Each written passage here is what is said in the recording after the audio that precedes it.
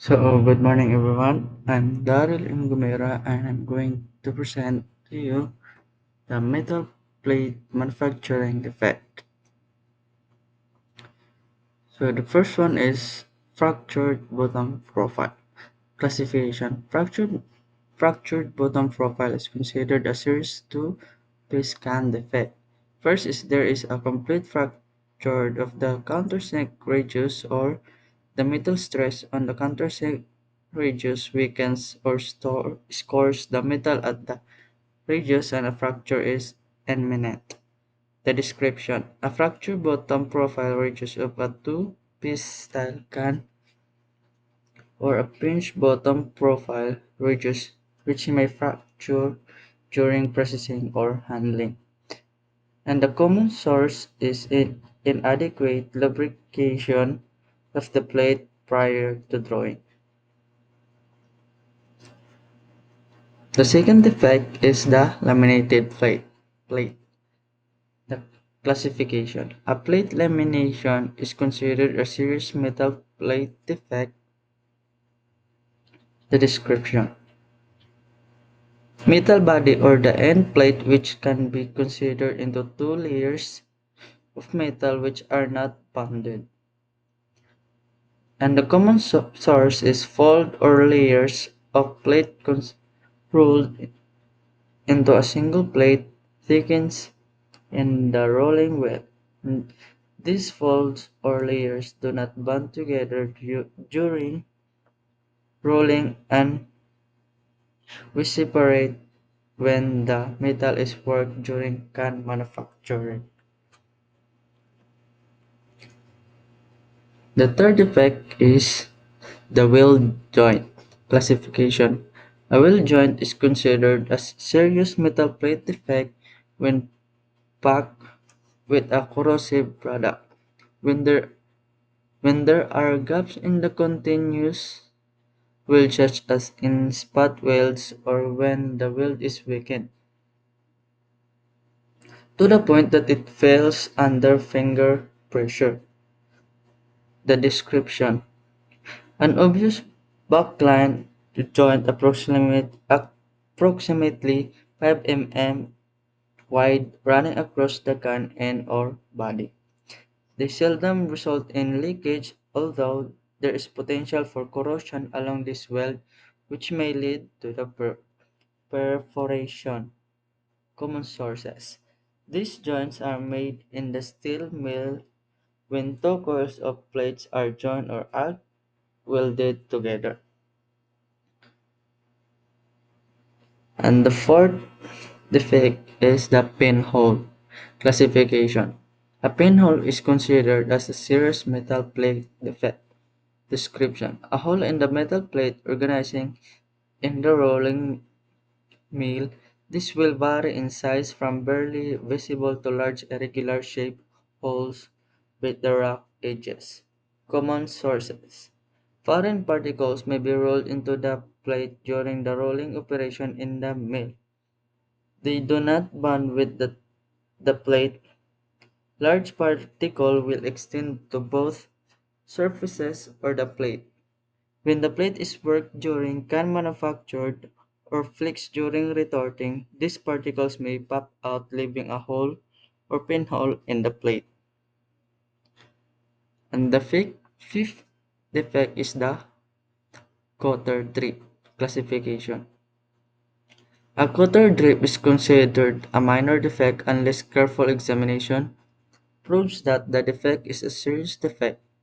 A cotter drip is considered a serious coating application defect if a hole and or plate corrosion is detected.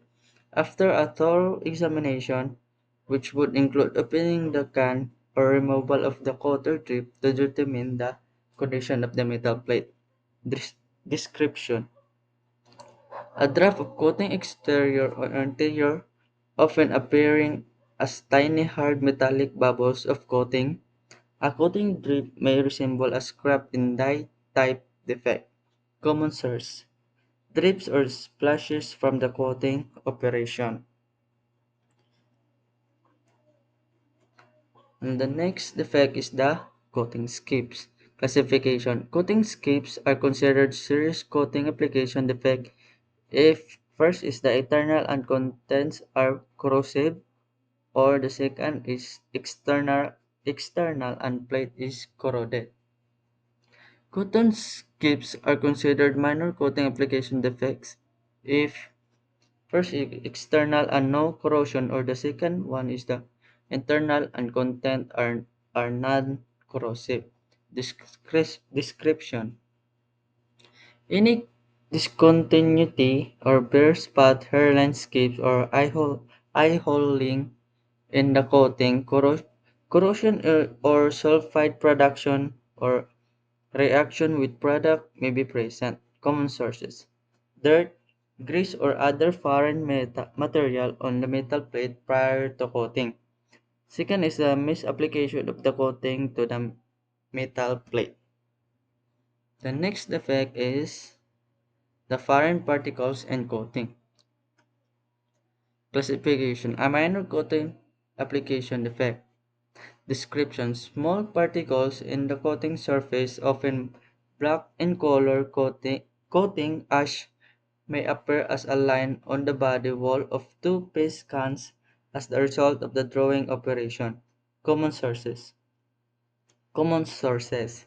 Coating ash or charred particles of coating, dirt or the other foreign particles that may adhere to the wet coating before it is baked. And the next defect is acid salts corrosion. Classification: acid salts corrosion is considered a serious three-piece can defect. Description: acidic residues on the outside of the side seam area that result in rusting, or any deposit of salt on the inside of the can.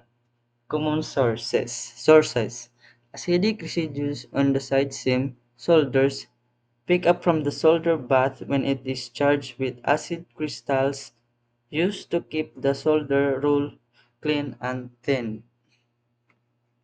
And the next defect is the cold solder. Classification: cold solder is considered a serious three-piece can defect. Description: a discontinuity or gaps or voids, or a rough and spongy irregularity of the side seam solder fillet, which could result in pathway through the side seam. The cold solder condition will most easily occur in the lap area and the extremities of the side seam, but cannot be properly checked unless the side seam and double seam are torn down or examination. For examination, common sources: solder temperatures too cold. And the last defect is distorted reform ridge. Classification: a distorted reform ridge is considered a serious three-piece can defect. Description: creasing of the body and flange area on the reform ridge of reform can such that is affects the integrity of the double seam or fractured the metal plate. Common sources: improper flattening of can body cylinders. The second is improper reforming or of flattened can body cylinders. And that's all for my presentation. Thank you and goodbye.